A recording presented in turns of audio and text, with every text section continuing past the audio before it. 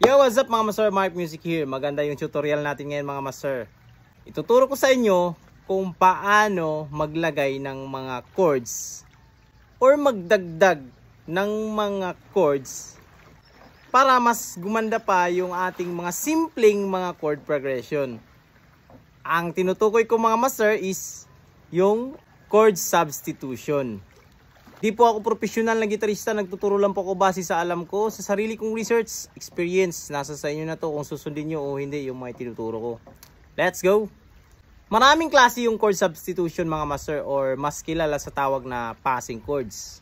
Yung simpleng apat na chords sa isang kanta or mas kilala sa tawag na chord progression, G, E minor, C, D, ganyan ang mga chord progression.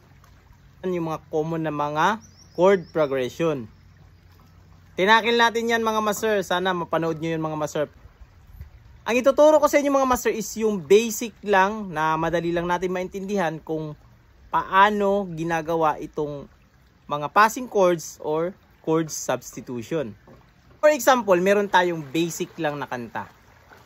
Sample natin dito yung kay Buti-Buti Mo Panginoon. Kukunin natin sa chords na key of D. Yan. Pero lahat ito mga master, pwede mong makuha sa kahit saang family chords. Pero para sa example natin na to is sa key of D natin kukunin. So ito yung family chords ng ating D. D, yun yung root niya. Second degree is E minor. Third degree, F sharp minor. Fourth degree, G. Fifth degree, A. Sixth degree, B minor. At pang seventh niya, yung diminished C sharp.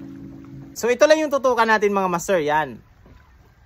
So yung basic na kanta niya is meron lang tayong chord progression na kay buti-buti mo Panginoon sa lahat ng oras, sa bawat araw. Yan. Meron lang tayong apat na chords, D, B minor, G at A. So ngayon, maglalagay na tayo ng tinatawag nating mga chord substitution. Pero ito is, dito tayo babase sa family chords. Dito sa kanyang hanay. Ito is para lang sa mga beginners na gusto nilang mag-level up yung kanilang pagigitara. So focus tayo dito ngayon sa kanyang family chords.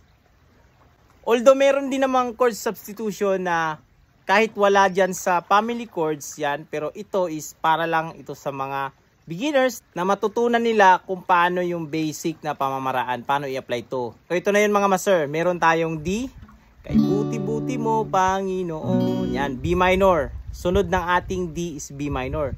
So para magamit natin yung ibang mga chords dito sa ating family of chords, yung susundan natin mga master is yung kadikit mismo ng susunod natin na chords.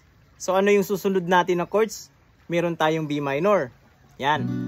Ang gagawin natin mga master, maglalagay tayo ng chords bago pupunta sa susunod na chords. Ito yung gagawin natin mga master. Titignan natin yung ating B minor kasi yan yung babasehan natin. Tignan natin yung mga malapit sa kanya. So yung malapit sa B minor, meron tayong A. At meron din tayong C sharp diminished. Yan. Yung dalawang yan mga master is pwede natin yang ilagay. Depende yan sa'yo kung saan sa dalawa ang gusto mo. So try natin sa A. Yan yung gagawin nating passing chord. Kay buti-buti mo Panginoon. Yun. Bumagay. Try naman natin sa C sharp diminished. Kay buti-buti mo Panginoon. Yun, pwede. So, magpili ka lang dyan kung saan sa dalawa. Ako, pipiliin ko yung C sharp diminished. Yan. Then, next naman natin, yung pagitan naman ng ating B minor at G. Buti mo Panginoon. Yan. Tapos, sa lahat ng oras. So, G yung susunod natin na chords. Ngayon, mag-iisip naman tayo ng pagitan nila. Baga parang sa sandwich, ano yung palaman, ano yung sa gitna na chords. So, ang gagawin naman natin, mag-iisip naman tayo yung kasunod niya na chords, yung G. So, yung malapit sa kanya. So, yung malapit sa kanya, meron tayong A at F sharp minor. So, dito tayo sa A. Try natin. Kay buti-buti mo, Panginoon. A. Sa lahat ng oras. Oh. Bagay. Or palitan natin F sharp minor. Kay buti-buti mo, Panginoon. Sa lahat ng oras. Ayos. Ikaw, anong choice mo dyan? Ako, F sharp minor yung gusto ko. So, meron na tayong D, C sharp diminished, yung ating chord substitution. Then, B minor. Tayong F sharp minor. At G. So, ngayon, yung susunod natin na chords is A. Yan. Sa lahat ng oras, sa bawat araw. So, pansin nyo mga master, meron tayong malaking space or mahaba yung pagitan nila. So, pwede tayong maglagay ng dalawang passing. Depende sa yung mga master. Pwede mong dalawa or isa lang yan. Pero mas maganda nito, lagyan natin ng dalawa.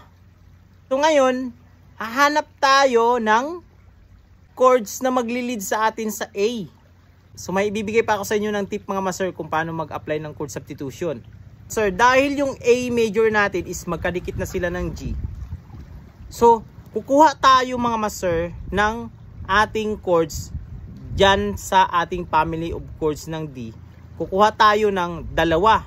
So, ang gagawin natin mga master, ito, para di tayo mahirapan na maglagay ng combination ng chords, pwede nating gagawing bass yung ating G. Ililid tayo ng G, paatras yung ating chords. So, ano yung mga nauna sa G? Meron tayong F sharp minor, E minor. Yan yung choice natin mga master. Pwede rin naman tayo maglagay ng B minor kasi dikit naman siya sa ating A at pwede rin naman D. Yan. Pero para sa akin, mas babagay yung F sharp minor at E minor, then babagsakan ng A. So, ulitin na natin mga master. Kay buti-buti mo, Panginoon, sa lahat ng oras, sa bawat araw. Yun. Meron tayong F sharp minor at E minor, then yung ating A.